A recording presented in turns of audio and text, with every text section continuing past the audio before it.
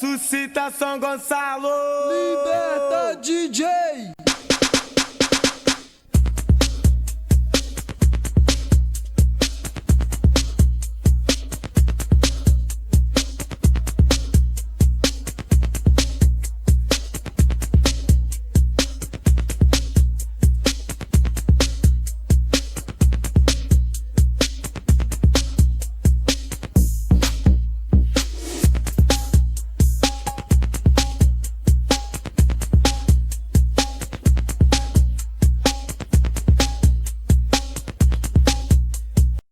Bem-vindos a mais um videocast, Raízes Gonçalenses, idealizado e produzido pelo Grupo Ressuscita São Gonçalo. A gente tem como objetivo fortalecer a identidade gonçalense através de trabalho de pesquisa, mobilização e comunicação. Eu sou a Carla Lima, faço parte da mobilização.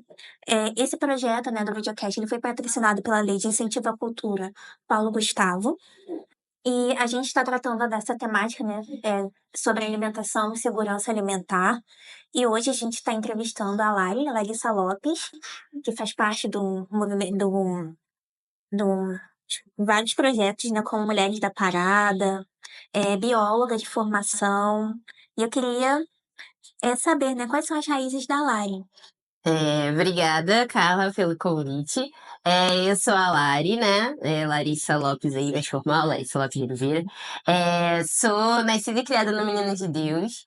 Então, quando se pergunta assim, quais são as suas raízes, né? A minha raiz é da favela, assim.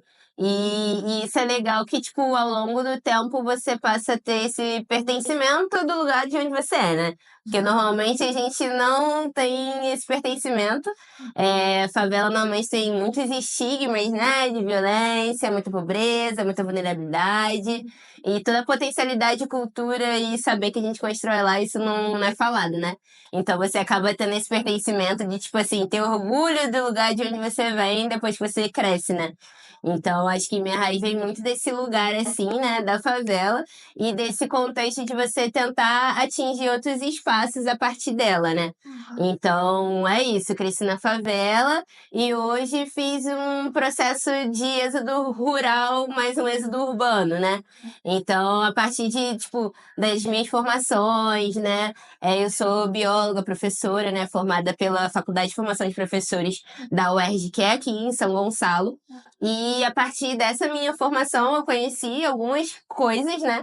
Inclusive a agroecologia, né? Que é uma ciência da gente repensar aí a nossa forma de se relacionar com a terra, dos modelos de produção.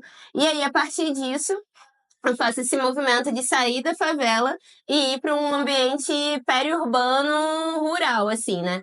Que é o assentamento Fazenda Engenho Novo, que também é localizado em São Gonçalo. Então, a gente tem uma agricultura dentro dessa cidade, né? Dentro dessa região metropolitana que as pessoas desconhecem.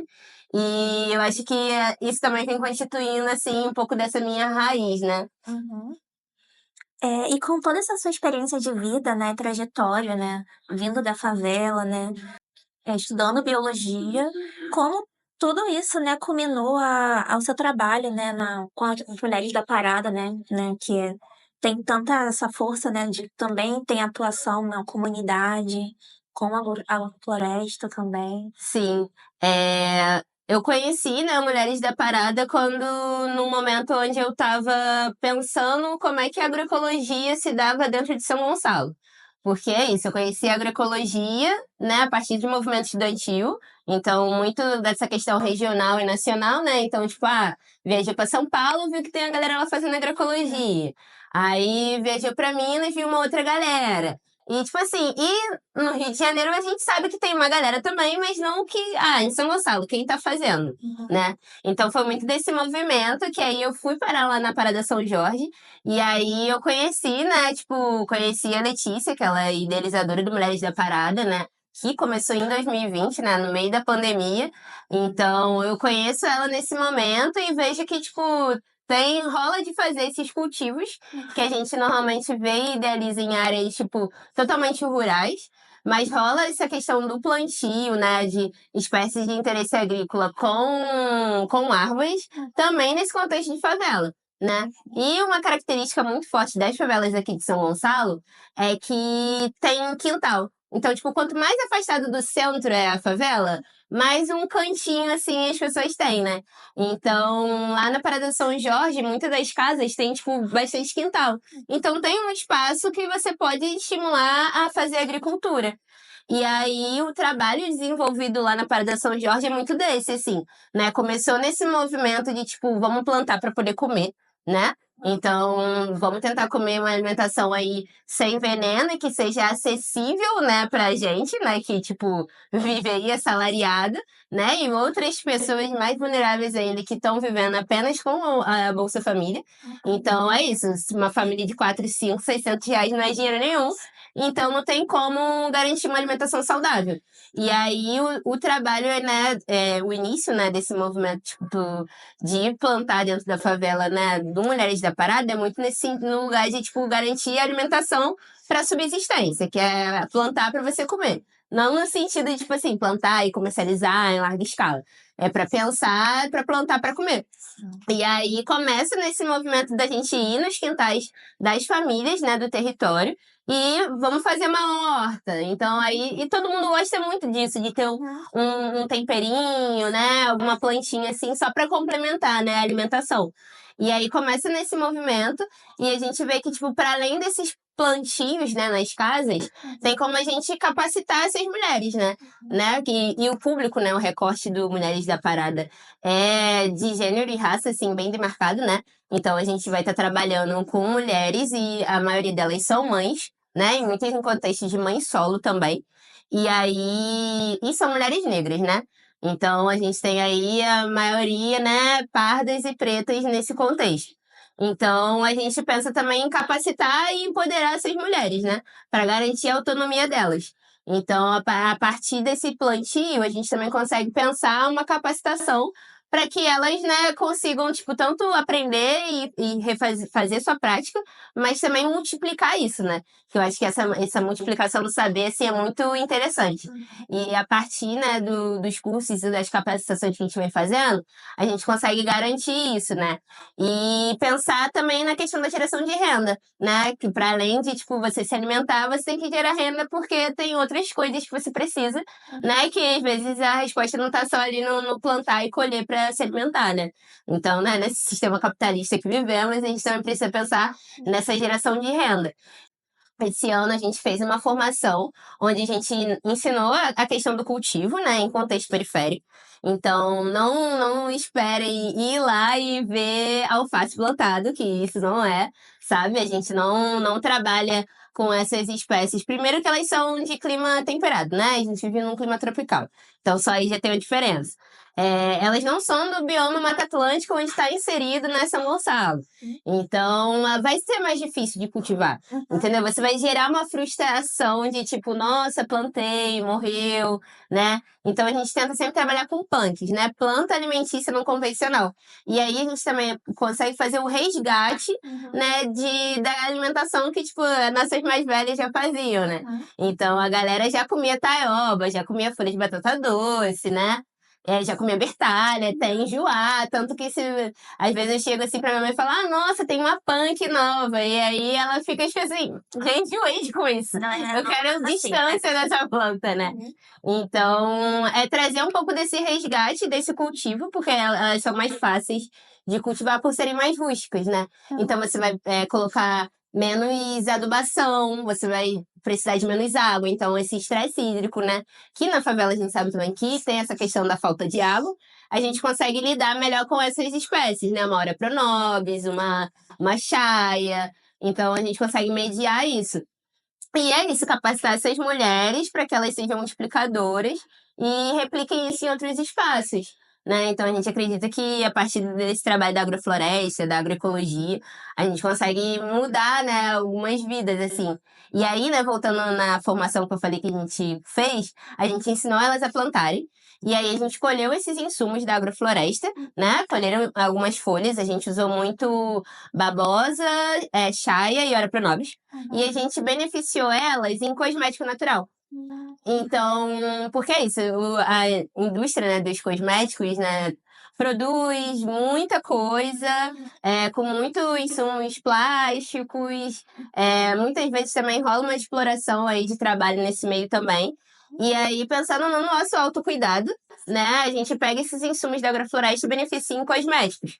Então, tipo, faz um shampoo de babosa, cora pronobis e é bom, tipo, pro nosso cabelo. Você lava a cabeça com esse shampoo natural e não vai ficar aquela textura áspera que às vezes a gente lavando com outros que tem, tipo, parabenos, vai fazer, né? Então, a gente conseguiu movimentar, né, as mulheres nesse sentido de beneficiar esses insumos da agrofloresta para além da alimentação também.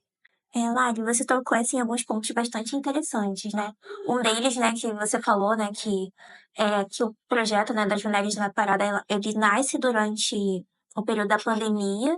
E assim, a gente sabe, né, que estatisticamente, né, no Brasil, a gente tem as mulheres negras, elas são muito vulneráveis, né, na questão de segurança alimentar. E aí, como o atendimento de vocês é focado, né, nas mulheres negras e periféricas, né, pardas, aí eu queria saber, assim, se de fato, né, toda essa fragilidade, né, que a mulher tem, né, mulher negra principalmente tem, né, do acesso ao emprego, e mesmo quando tem esse acesso, nem sempre, né, é um salário mínimo, a gente sabe disso, né, infelizmente.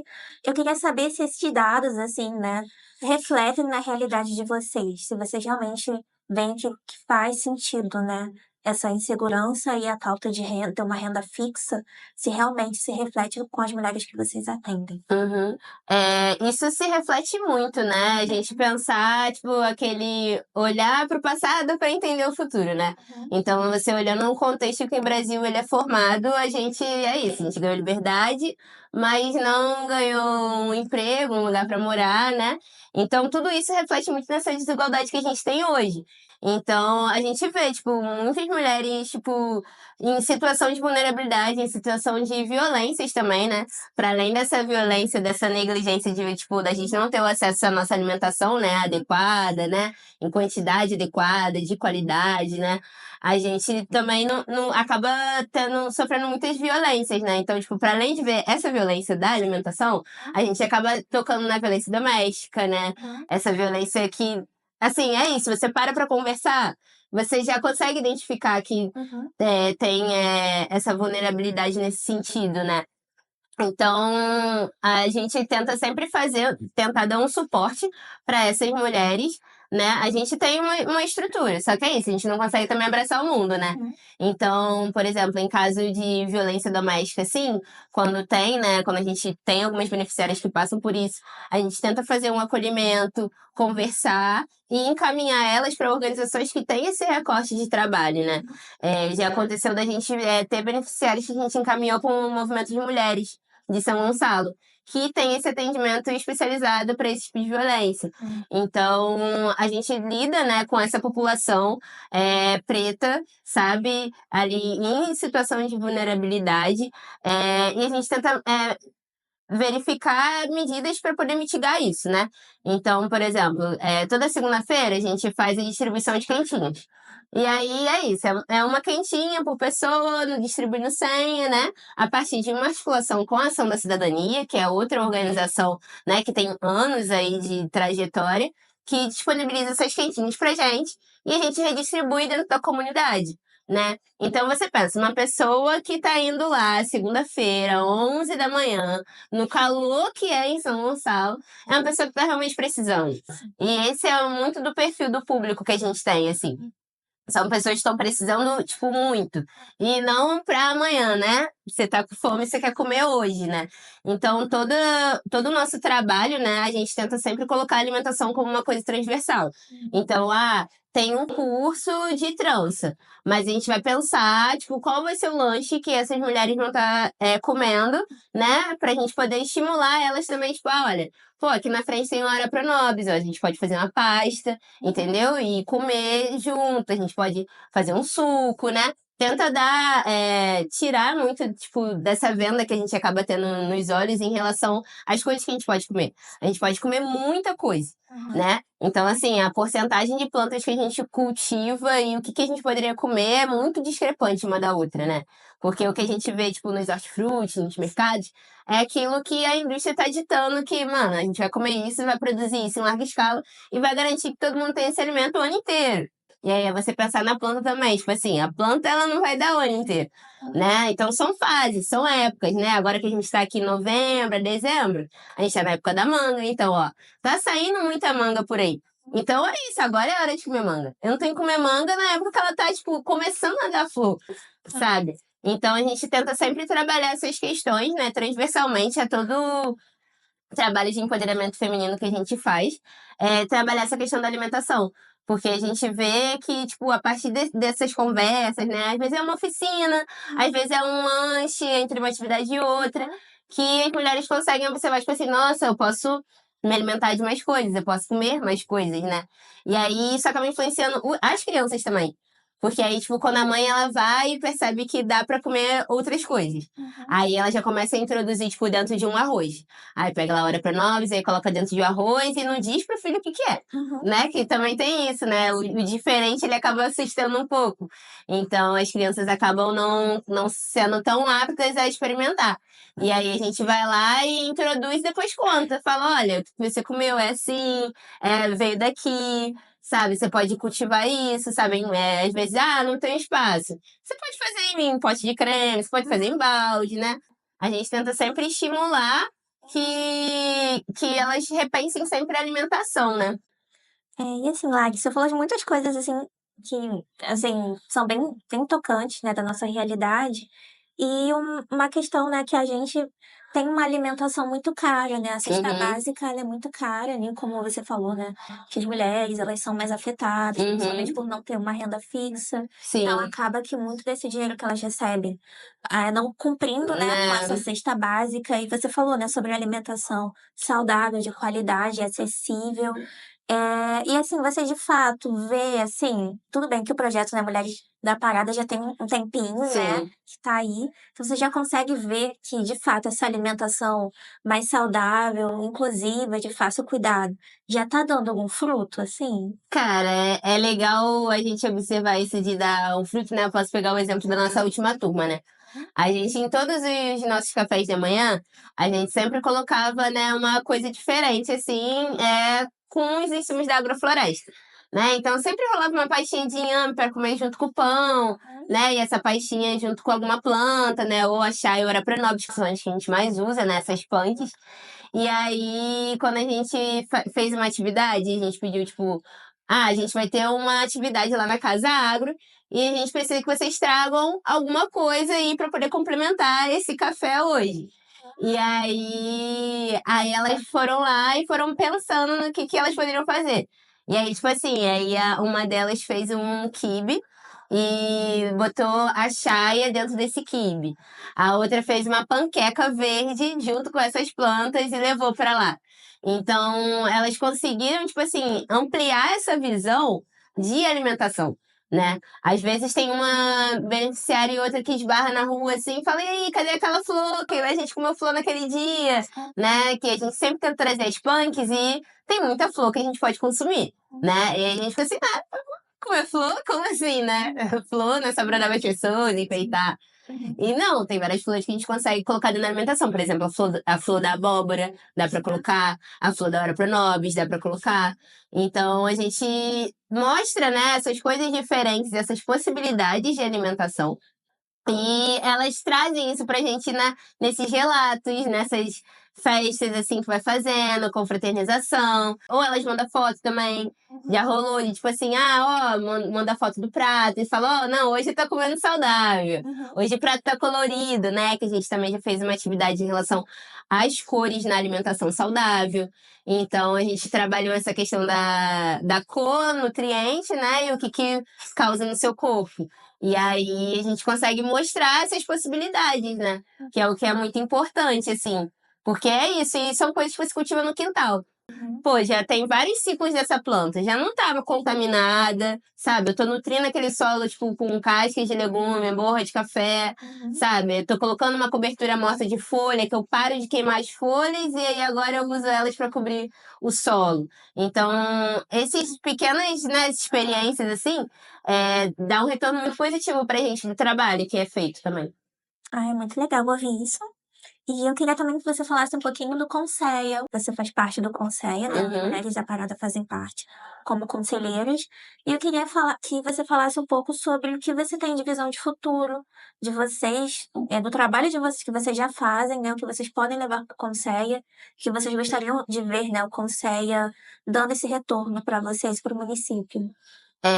Eu fiquei muito feliz quando, de fato, o Conceia, né, ele retorna, né, porque teve um gap aí de tempo, né, porque é isso, é um conselho que é vinculado a uma prefeitura, né, então a gente sabe todos esses entraves que tem em relação, né, à prefeitura, né, que acaba não dialogando, falando a mesma coisa, muda a gestão e acaba mudando tudo.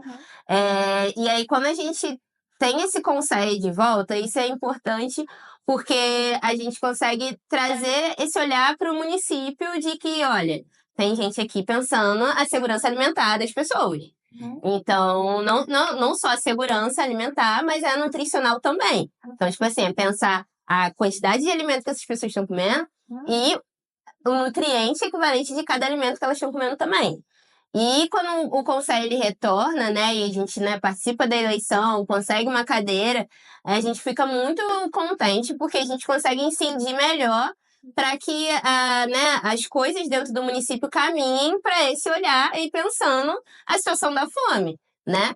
Que é isso, a gente sai do mapa da fome, volta pro mapa da fome e fica nessa. E de volta. Ida e volta. Então, e aí você pensando no seu contexto de São Gonçalo, aí você olha as pessoas ao seu redor. E aí você vê que, tipo assim, tá cada vez mais complicado, né? Você comentou até de cesta básica também, que é outra questão, né? Porque é isso, a cesta básica, ela dita muito o que você vai comer. Então, ó, você só vai comer arroz, feijão, macarrão e farinha. Você não tem escolha de comer outra coisa. Ó. É isso aqui que é o mínimo que você precisa e vai comer isso. Então a gente tenta, né, a partir desse trabalho dentro do Conselho, incidir de formas que a gente consiga melhorar um pouco esse cenário dentro do município, né? Porque tem muitos dados, né, das pessoas em situação de fome, né, que aí no caso é a insegurança alimentar grave, né? Porque tem até uma escala, né, escala brasileira de insegurança alimentar. E aí ela vai ditando os níveis da segurança alimentar, né, das pessoas. Então, a gente consegue ver, né, trabalhar esses dados, né, a partir da atuação dentro do Conselho, pensar isso de uma forma junto com outras pessoas que também estão trabalhando a questão da alimentação e incidir de alguma forma. Então, pô, é pensar de fazer uma conferência, é pensar de ir até os lugares e promover, né, alguma ação que a gente possa trabalhar isso, né? Tem várias questões de parceria, né? Em uma das reuniões do conselho, né, uma das conselheiras trouxe uma questão que tinham pessoas em situação de rua, em determinado local na cidade, que não estavam recebendo quentinhas, né? Porque é isso, tipo, a galera que trabalha com pessoas em situação de rua, ela tem alguns horários de atuação, né? Ela não fica o dia inteiro ali, porque é isso, não tem perna, não tem recurso para poder fazer. E aí a gente pensou, né, discutindo, né, dentro do conselho, que, pô, já que a gente não tem o recurso para poder fazer essas quentinhas e levar até essas pessoas, porque a gente não tenta obter essas quentinhas a partir de outra organização que trabalha com isso, né? Então a gente pegou e, né, vai encaminhar um ofício para a Ação da Cidadania, que é uma organização que trabalha com alimentação, então a luta deles, né, é contra a fome, e eles distribuem quentinhas. Então, assim, a gente pode pegar as quentinhas com eles e distribuir nesse ponto.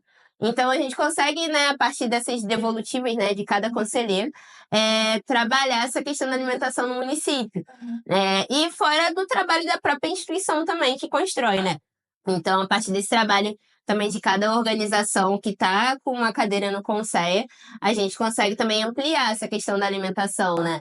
E é isso, é participando de fóruns, é tentar captar recurso para isso também. Porque é isso, as coisas elas precisam de recurso para acontecer. Não é assim, não, mas eu posso pedir aqui pro meu vizinho, não sei o quê. Tudo bem, você vai conseguir executar um pouco. Mas se a gente quiser, tipo, ampliar isso, conseguir beneficiar mais pessoas, a gente precisa de recurso. E aí, tipo, dentro do Conselho, a gente tem discutido isso, a questão de criação de um fundo, né? Porque outros conselhos têm, né? Por exemplo, o Conselho de Meio Ambiente tem um fundo de meio ambiente, né? Então, tem um recurso para que as atividades sejam realizadas. Agora, o Conselho de Segurança Alimentar e Nutricional de São Gonçalo, ele já não tem um recurso. Então, já fica mais difícil da gente incidir mais, assim. Aí a gente tem que voltar e pensar como captar esses recursos para poder fazer e atuar. E aí é isso, assim, tipo, é muito importante também quando a gente consegue ir a outros espaços que estão discutindo, né, alimentação e enquanto conceia, né? Porque aí a gente consegue trocar as experiências e ver, tipo assim, pô, lá na Baixada tá rolando uma situação e aí a galera teve essa ideia. Então eles conseguiram resolver. Aí a gente vai, consegue discutir essa ideia a nível de São Gonçalo para poder fazer, né?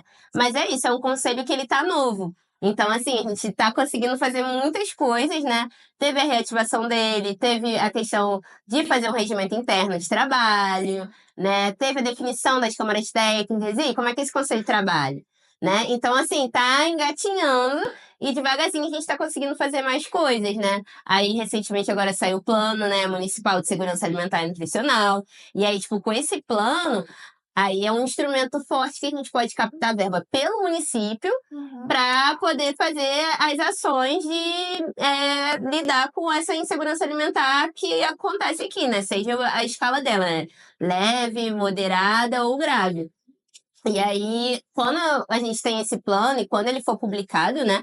Vai ser um instrumento importante para a gente poder reivindicar, sabe? Pedir, tipo, verba ao Estado, pedir verba ao governo federal para fazer ações em São Gonçalo. E aí esse plano ele se torna bem importante para isso, assim, que a gente consegue incidir mais, ter recursos para poder se movimentar para isso, né? Muito obrigada, Lari, por sua presença, por ter cedido seu tempo aqui pra gente. Eu gostaria de agradecer a todos que assistiram e dizer que se vocês quiserem, né, saber mais sobre o Ressuscita, mais sobre o Mulheres da Parada, vocês podem ficar ligados no nosso Instagram, que é @Ressuscitação Gonçalo. Muito obrigada. Muito obrigada, Lari, por você ter participado. Ah, eu que agradeço. Eu sempre falo do Ressuscita em todos os lugares que eu vou, né? Então eu sempre vou estar lá e vou falar. Não, então, porque tem uma carta de direitos climáticos que a gente fala isso, isso e isso. Não, já viu a cartilha de saneamento básico? É saneamento para quem? Olha, são esses tripés aqui. Então, assim, é muito legal, admiro muito o trabalho, né? De vocês. Acho que ele é muito importante para a cidade, assim, e para trazer esse pertencimento para as pessoas. Né, que tipo, não, agora não, eu posso falar que eu sou de São Gonçalo, não tem que ter vergonha, não tem que falar que eu sou de outro município, né? E é isso, vocês arrasam o documentário, eu sou a fã, então eu fico sempre falando também. E é isso, agradecer, espero que essa sequência aí de videocast seja incrível, e é isso. Obrigada, Lari. Muito obrigada, gente.